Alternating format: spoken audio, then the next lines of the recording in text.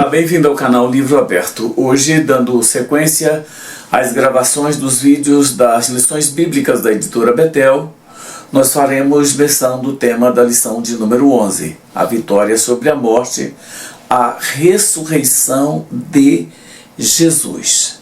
Olha, eu quero chamar a sua atenção porque o título da nossa lição na revista está A Vitória sobre a Morte, a Ressurreição de Lázaro.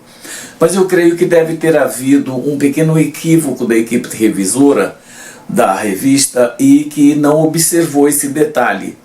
E que ao invés do comentário fazer uma abordagem sobre a ressurreição de Lázaro, que seria um tema interessante também, o comentário está todo baseado na ressurreição de Jesus. Então, nós faremos uma abordagem da ressurreição de Cristo e não da ressurreição de Lázaro, embora na lição, na revista, o tema seja a ressurreição de Lázaro. E o meu objetivo ao gravar esse vídeo é compreender a centralidade da ressurreição de Cristo como fundamento da fé cristã, reconhecendo as evidências históricas e bíblicas deste evento e reafirmando a esperança na vida eterna em Cristo Jesus. E eu queria chamar a sua atenção porque antes de gravar esse vídeo eu queria pedir a sua ajuda, caso você ainda não seja inscrito no canal, que você se inscreva, que você divulgue esse vídeo com seus amigos, com os irmãos da sua igreja ou para outras pessoas a quem você julga que esse vídeo seja interessante. E além disso, que você deixe o seu like e que você faça um comentário, porque isso vai me ajudar a melhorar a qualidade do meu trabalho aqui no comentário dessas lições. E, amados, veja uma coisa, a mensagem central do cristianismo não está apenas na cruz, mas, sobretudo, no túmulo vazio, na ressurreição de Cristo. O cristianismo é a única religião cujo fundador não permanece morto.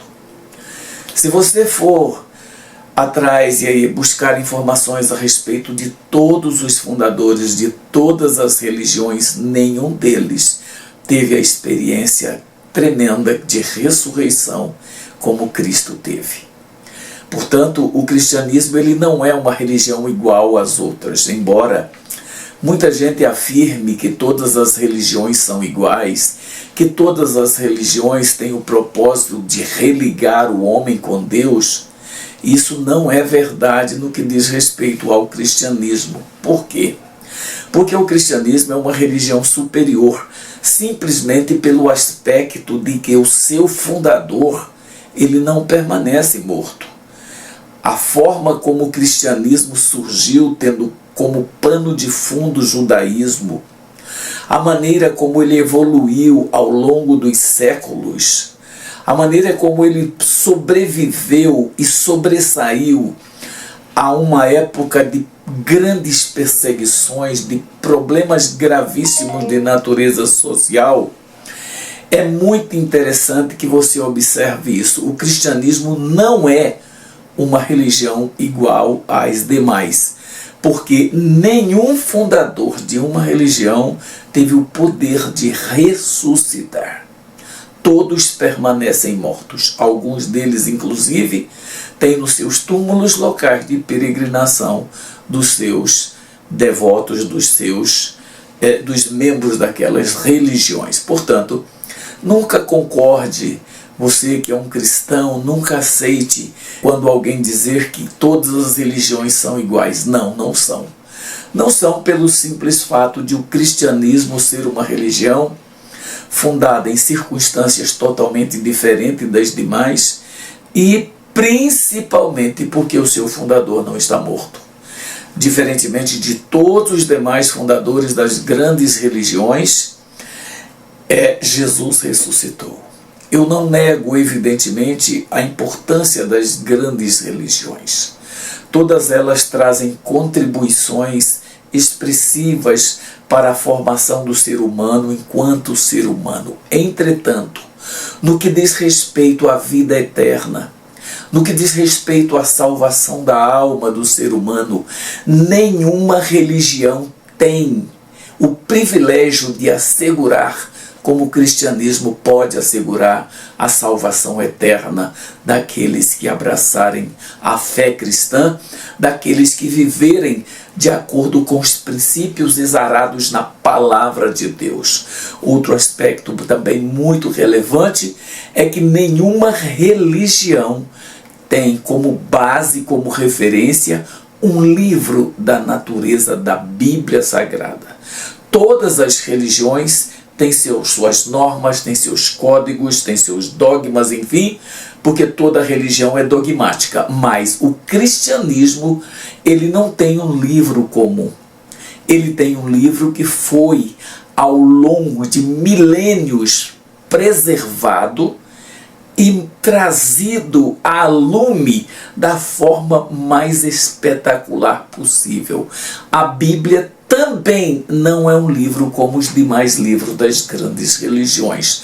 Outro aspecto que torna o cristianismo uma religião singular no mundo e, portanto, você é um privilegiado por fazer parte desse grupo que é seleto, que é um povo escolhido por Deus. Veja então isso. Note que a crucificação de Jesus, a prisão de Jesus, foram episódios dolorosos.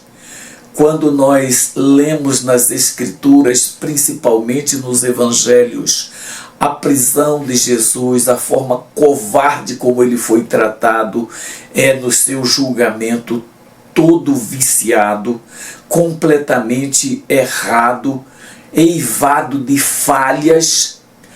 Mesmo assim, irmãos, todos esses episódios, tudo que marcou a prisão, o julgamento, a crucificação e morte de Jesus, foi um projeto estabelecido dentro do plano eterno de Deus. É uma coisa que nenhuma religião tem também. No seu fundador, a base total daquilo que ele fez, estando nas mãos do supremo ser do universo, nas mãos de Deus. Contudo, veja que a história não terminou no Calvário. Graças a Deus por isso, porque se é como as demais religiões que a história dela, de seus fundadores, terminam no túmulo, a de Jesus não terminou. Jesus, ele foi à cruz, ele foi humilhado, ele foi morto de forma brutal e covarde, mas ele não permaneceu nem na cruz e nem no túmulo. Ele ressurgiu. A ressurreição de Cristo é a proclamação da vitória sobre a morte. Nenhuma religião assegura a vida eterna àqueles que são seus seguidores, da maneira como o cristianismo assegura. Quase todas as religiões falam em vida depois da morte, mas não da maneira, na forma como o cristianismo aborda. O Evangelho de João, por exemplo, apresenta os detalhes de tudo o que aconteceu com Jesus, confirmando que de fato ele era o Filho de Deus. Tanto que após a sua morte, os próprios guardas que estavam ali puderam testificar disso. Ele era realmente o Filho de Deus. Então não há como negar os episódios que se sucederam à prisão, julgamento, crucificação, morte, sepultamento e ressurreição de Cristo. Dá margens de sobra para que nós que somos cristãos tenhamos convicções absolutas de que a morte não é o fim, porque Cristo a venceu ali depois que ele ressuscitou. A morte não tem mais a chave da vitória, ela não tem mais o controle, porque Jesus venceu tudo isso ali na cruz do Calvário. Nessa lição, portanto, nós veremos como o plano de Deus se desenvolveu, as evidências do sepulcro vazio e o impacto das testemunhas da ressurreição. Tudo isso nós poderemos ver. Eu quero iniciar dizendo o seguinte, irmãos: para compreender a força do túmulo vazio, precisamos percorrer o caminho que o antecede. O túmulo ficou vazio depois de 3 dias que Jesus foi sepultado. Mas não foi algo improvisado. Nada do que aconteceu com Cristo, nem mesmo a prisão de forma covarde, a maneira como tudo se desenrolou até a sua ressurreição, tudo estava previsto em detalhes na palavra de Deus. Portanto, veja que, para compreender a força do túmulo vazio, nós precisamos percorrer toda essa trajetória que antecede. Um julgamento, como eu disse, viciado, uma cruz infame e uma morte entregue voluntariamente em obediência ao seu Pai, em obediência a Deus. Portanto, irmãos, tudo isso que vai marcar os episódios que antecedem a ressurreição de Cristo são fatos notáveis que nós precisamos conhecer. Nada do que acontece com Cristo é por acaso. Desde a sua entrada triunfal, quando as pessoas clamam Hosana, aquele que vem. A palavra Hosana, irmão, significa ajuda-nos, salva-nos. E é isso que aquelas pessoas ali naquele instante, elas diziam. Portanto, tudo o que acontece cumpre as Escrituras e revela o amor redentor de Deus pela humanidade. Note que nós podemos perceber isso de forma muito clara, de forma nítida. Nós veremos que houve um veredito injusto, que a crucificação foi um ato cruel, a consumação, a obra do Calvário, prepararam passo a passo aquilo que seria a ressurreição do nosso Senhor e do nosso Salvador. Veja que Jesus foi levado após a sua prisão de forma arbitrária e absurda, depois de um ato de traição de um de seus apóstolos, como nós conhecemos.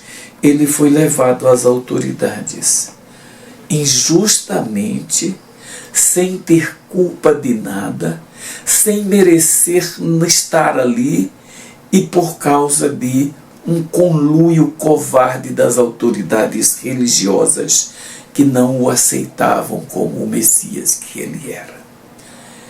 Quando eles chegaram na presença daqueles que os julgariam, ele foi tratado como um criminoso covardemente.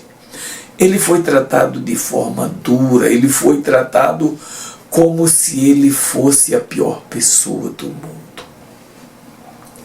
Entretanto, Pilatos, por exemplo, quando julgava, declarou que não havia encontrado crime nele. Mas tudo já estava armado pelas autoridades judaicas, pelo povo, pelas principais pessoas, enfim, daquela sociedade. Tudo já estava determinado, tudo já estava marcado, e houve uma grande pressão popular, e aquelas autoridades covardemente cederam a essas pressões e entregaram Jesus para ser crucificado. Jesus foi julgado de forma injusta e com seus algozes cometendo várias falhas no processo de julgamento. Eu não sou advogado, mas olhando os aspectos legais de um processo de julgamento que condenaria uma pessoa à morte quando condenou Jesus, a gente percebe que havia falhas grosseiras naquele processo. Agora, Jesus se submete a tudo para fazer uma coisa, irmãos, para nos trazer a libertação dos nossos pecados. O profeta Isaías, cerca de 700 anos antes desse episódio aqui, ele havia profetizado o seguinte: ele foi oprimido, mas não abriu a sua boca. Como um cordeiro foi levado ao matadouro, e como ovelha muda perante os seus tosquiadores, ele não abriu a boca. Da opressão e do juízo foi tirado, e quem contará o tempo da sua vida? Porquanto foi cortado da terra dos viventes, pela transgressão do meu povo foi ele atingido. Portanto, o sacrifício de Cristo era a única maneira de eu e você podermos hoje ter o privilégio de desfrutar da salvação. Tudo o que ele fez em prol de pessoas que estavam o ignorando, tratando ele como uma pessoa criminosa, fazendo os piores horrores com ele. Mas tudo isso que ele passou com um propósito para nos resgatar do pecado. Como disse o apóstolo Paulo, nós andávamos perdidos, sem Deus, sem esperança, sem salvação. Mas ele fez cair sobre ele as transgressões de todos nós. E por conta disso, nós hoje podemos ter o privilégio de desfrutar da salvação. É algo que não existe preço que pague, não existe nada que possamos fazer para retribuir tamanho amor demonstrado ao fato de alguém ter se doado inteiramente. Como diz a palavra de Deus no livro de Filipenses, ele esvaziou-se da sua posição de Deus para morrer em nosso lugar. Amados, é algo que nós precisamos refletir e refletir muito. Para os padrões romanos, irmãos, a cruz era um dos castigos mais cruéis, degradantes e dolorosos, sobretudo para escravos, rebeldes e não cidadãos. E foi exatamente esse o tratamento que Jesus recebeu. O tratamento mais cruel, o tratamento mais desumano, o tratamento que eu diria mais indigno de alguém sofrer. Jesus sofreu no meu e no seu lugar. Cícero, um orador, político e filósofo romano, ele chamou a cruz de o suplício mais cruel e hediondo. Joséfo, um historiador judeu, ele descreve a crucificação como um espetáculo de terror. Não havia, irmãos, nenhum tipo de execução que fosse tão degradante quanto a crucificação. Além do mais, há episódios no próprio momento da crucificação, quando Jesus estava preso, que aconteceram, que tornaram aquele momento ainda pior do que nós podemos imaginar. Algo degradante, algo que não tem como narrarmos de tão humilhante que se tornou. Não era só a morte que eles queriam para Jesus. Eles queriam a humilhação pública e mais um prolongamento deliberado de sofrimento para aquele que estava sendo oferecido em libação, para aquele que estava sendo oferecido em nosso lugar, da maneira mais covarde e cruel possível. Na cruz, Cristo assumiu os pecados da humanidade e transformou a vergonha, a humilhação em redenção. Olha o que o profeta Isaías escreveu a respeito desse momento. Verdadeiramente, ele tomou sobre si as nossas enfermidades e as nossas dores levou sobre si. E nós o reputamos por aflito, ferido de Deus e oprimido, mas ele foi ferido pelas nossas transgressões e moído pelas nossas iniquidades.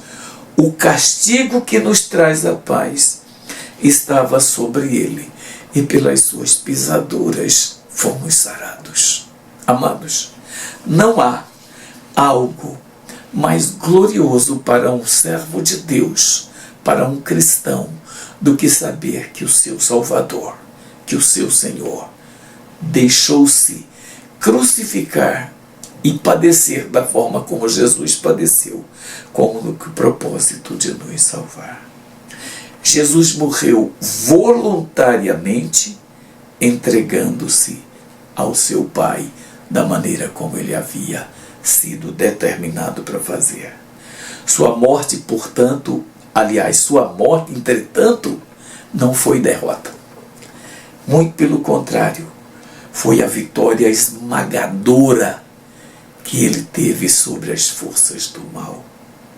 Foi o cumprimento das Escrituras a respeito daquele que viria salvar, de que viria dar a vida por nós.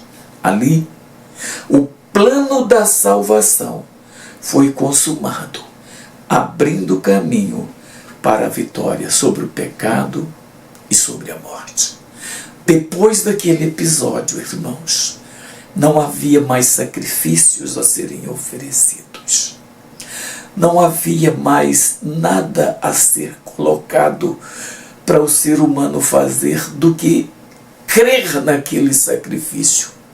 Como as Escrituras dizem, quem crer e for batizado, que demonstre publicamente isso, será salvo. Então, amados, é algo que nós temos que agradecer de forma mais repetida, de todos os dias, todas as vezes que nos lembrarmos desse sacrifício, deveríamos de novo agradecer, de novo honrar aquele que deu a sua vida por nós. Mas, amados, sua morte não foi derrota, mas a maior vitória, a vitória mais esmagadora sobre todas as forças do mal que nós já obtivemos. Foi ali o cumprimento das Escrituras e que nos deu a plena vitória, a vitória sobre tudo. Ali, naquele instante, o plano de salvação foi consumado, abrindo o caminho para a vitória sobre o pecado e sobre a morte. E agora, o que nós temos a comemorar é o sepulcro vazio. Depois de todo o sofrimento, Jesus é colocado no túmulo. A gente conhece a história, José de Arimateia pede o corpo, eles preparam, Nicodemos leva as especiarias, prepara o corpo de Jesus para o sepultamento, o colocam em um sepulcro que não era dele, era um sepulcro emprestado. E ele fica ali por apenas 3 dias. Depois de 3 dias, aquele sepulcro é devolvido a seu dono vazio. Isso é maravilhoso. Na madrugada do primeiro dia da semana, Maria Madalena encontrou a pedra removida. Jesus não estava ali e ela corre para anunciar isso para os discípulos. O túmulo vazio não era sinal de derrota, mas de evidência do triunfo da vida sobre a morte. Quando os discípulos souberam do que tinha acontecido, Quando Maria Madalena contou o que tinha visto, João e Pedro saíram correndo, diz a Bíblia. João, provavelmente por ser mais jovem, mais ágil, chegou primeiro. Mas ao chegarem no túmulo, encontraram os lençóis e o sudário, tudo ali organizado. Mas Jesus não estava mais ali. Ele havia ressuscitado. Sabe, irmãos, esta foi a coisa mais gloriosa, a coisa mais extraordinária que aconteceu depois da encarnação de Jesus. A sua vida, seu ministério, seu sacrifício, agora o túmulo está vazio. João, ao ver aquilo ali, ele ficou admirado. Ele creu. E ele olhando aquilo, irmãos, o testemunho dos apóstolos reforça a certeza de que o corpo de Jesus não foi roubado. Não foi tirado dali por eles para colocar em lugar nenhum, mas que ele realmente ressuscitou. E a ressurreição se torna, a partir daquele momento, o centro do Evangelho. Nada mais era importante a partir dali do que falar sobre o episódio da ressurreição de Cristo. A mensagem cristã, irmãos, não se sustenta sem a história da ressurreição. É o episódio mais importante no cristianismo. É o episódio mais marcante. É o episódio que mais nos assegura a vitória final sobre todas as coisas. Os apóstolos, a partir dali, pregavam que Jesus vivia. E essa verdade transformou covardes em homens de verdade, em mártires, em homens que deram tudo de si para que essa verdade jamais fosse negada. E mesmo diante das mentiras que foram inventadas a respeito desse episódio, os discípulos se mantiveram firmes, se mantiveram prontos para dar inclusive suas vidas. Homens medrosos se transformaram em mártires. Homens medrosos se entregaram voluntariamente para serem sacrificados, a ponto de Pedro, quando sua história nos conta que ele foi ser executado e crucificado como Jesus, ele pediu para que não fosse crucificado do jeito que Jesus foi, mas que ele fosse crucificado de cabeça para baixo, porque ele não era digno de morrer como morreu o seu Salvador. Isso é maravilhoso, isso é glorioso. Homens medrosos se transformaram em homens destemidos, corajosos. A fé cristã é viva, ela é dinâmica, porque Cristo ressuscitou, porque Ele vive. Como diz o hino, eu posso crer no amanhã, porque Ele vive. Sabe, irmãos, é a coisa mais gloriosa. Note uma coisa: se o túmulo vazio é sinal, as testemunhas são a voz que interpreta este sinal. As testemunhas são aquelas que saíram a proclamar a plenos pulmões que Jesus havia ressuscitado. Cristo ressuscitado se manifesta reiteradas vezes em tempos, lugares, públicos distintos. Veja, indivíduos, pequenos grupos e multidões, em contextos privados, coletivos, em contato sensorial real, sabe, a ponto de Jesus poder ser tocado, ser visto, ouvido e tudo mais. Ali ele apareceu. E mais, Jesus chegou a comer com os discípulos para evidenciar que ele era quem ele estava dizendo que era. E tudo isso para transformar a incredulidade em confissão e numa missão que nunca vai parar até o retorno dele, com toda certeza. A diversidade dessas aparições, começando por mulheres, passando pelos apóstolos, alcançando centenas de irmãos, confere amplitude histórica e coerência teológica ao testemunho. Note, irmãos, Jesus, a Bíblia diz que ele apareceu antes da sua ascensão, porque depois que ele ascende ao céu, ele ainda reaparece, por exemplo, a Paulo na estrada de Damasco, e aparece outras vezes. Mas note uma coisa, eu quero listar aqui apenas algumas aparições dele. Para ser mais exato, 10 aparições de Jesus para comprovar, para deixar sem nenhuma margem de dúvidas que ele havia ressuscitado. Veja só, eu posso alistar aqui. A primeira que ele apareceu foi para Maria Madalena.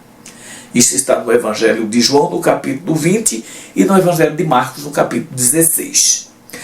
Ele apareceu a outras mulheres logo naquele mesmo episódio, mas não é para quando Maria Madalena estava perto. Ele aparece a outras mulheres. Em Mateus capítulo 28, conta-nos essa história.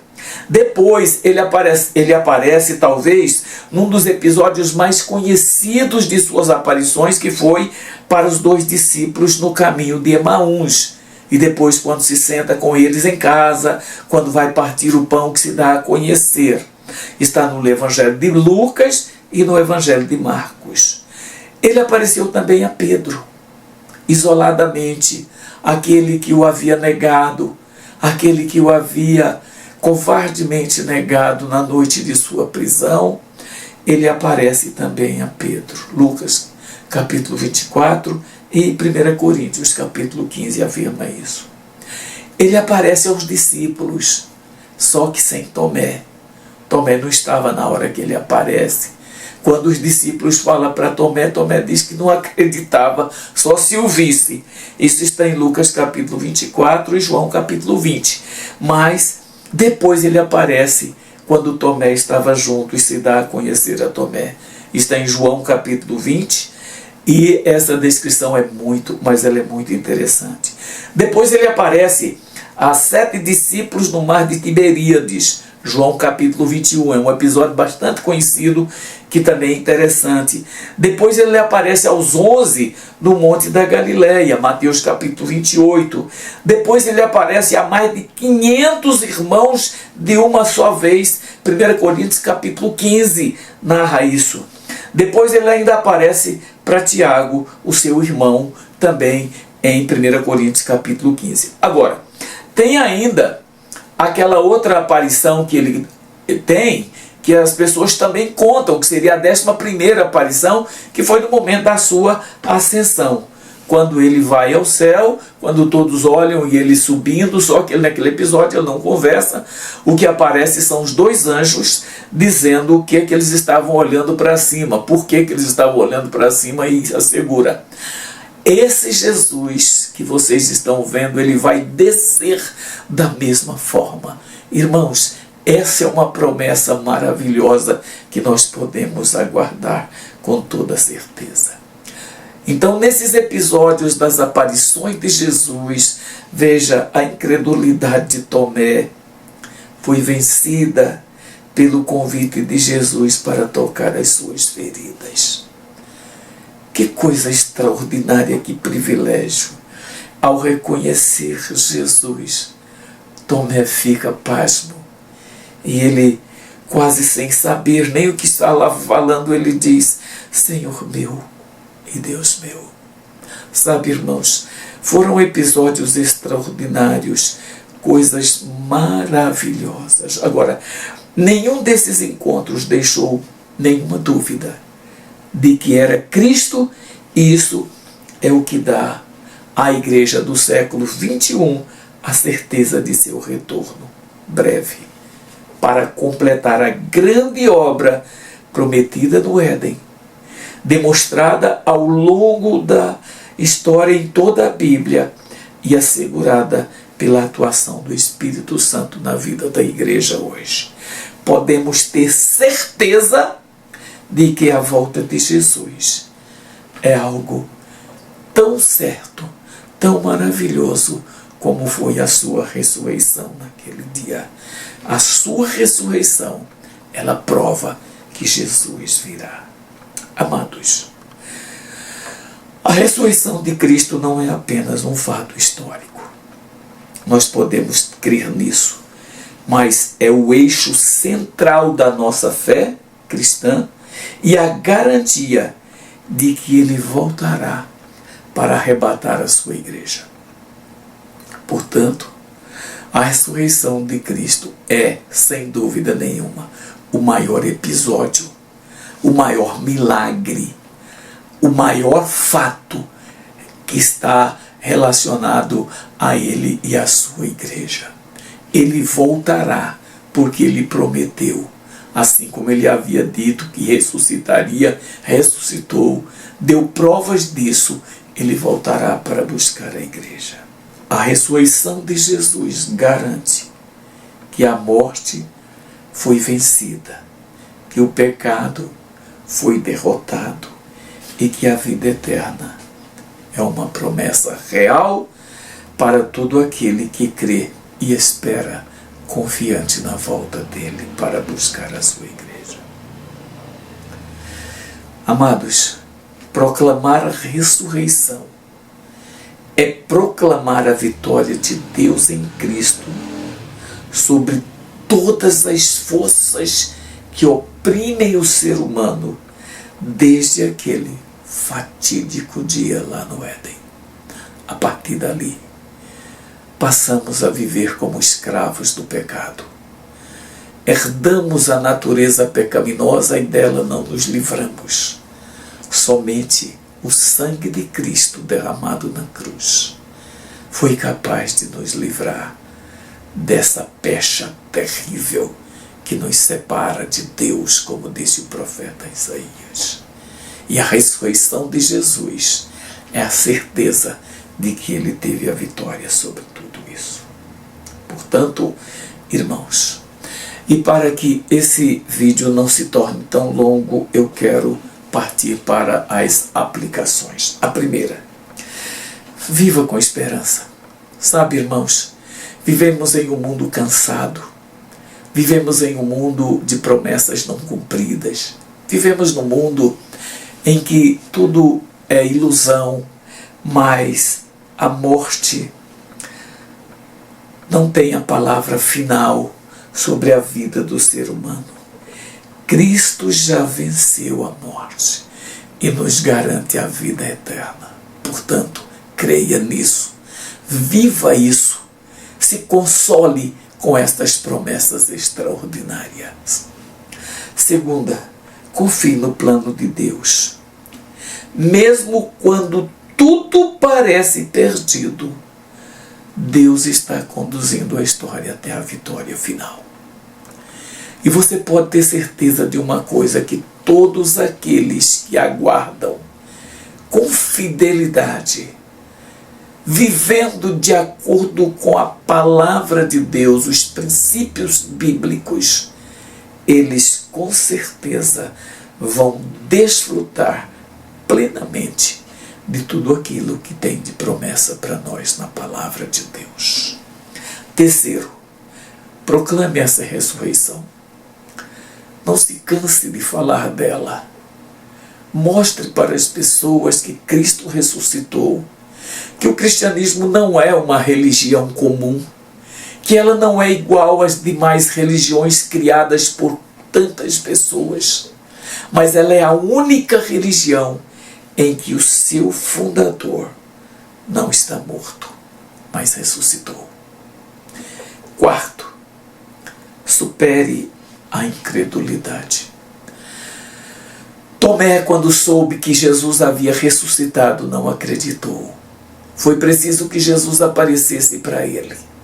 Mas hoje nós temos o testemunho dos apóstolos, nós temos o testemunho da igreja, nós temos o testemunho da palavra de Deus e podemos crer de fato que Jesus ressuscitou e nós não precisamos ter dúvida nenhuma disso. E finalmente, valorize a cruz e o túmulo vazio. Ambos são inseparáveis. A cruz nos redime e o túmulo vazio nos dá esperança. São duas coisas contraditórias, irmãos. A cruz era um elemento de suplício e tornou para nós um elemento de libertação e transformação. Tudo, irmãos, o túmulo, que era um lugar onde se fica eternamente, Jesus simplesmente nos deu a esperança da ressurreição, tendo Ele próprio ressuscitado. Portanto, irmãos, a ressurreição de Cristo é algo maravilhoso, é algo que nós não podemos, de modo nenhum, de forma nenhuma, ter dúvidas sobre o que aconteceu e da importância disso para as nossas vidas. Que o Senhor te abençoe. Até a nossa próxima lição.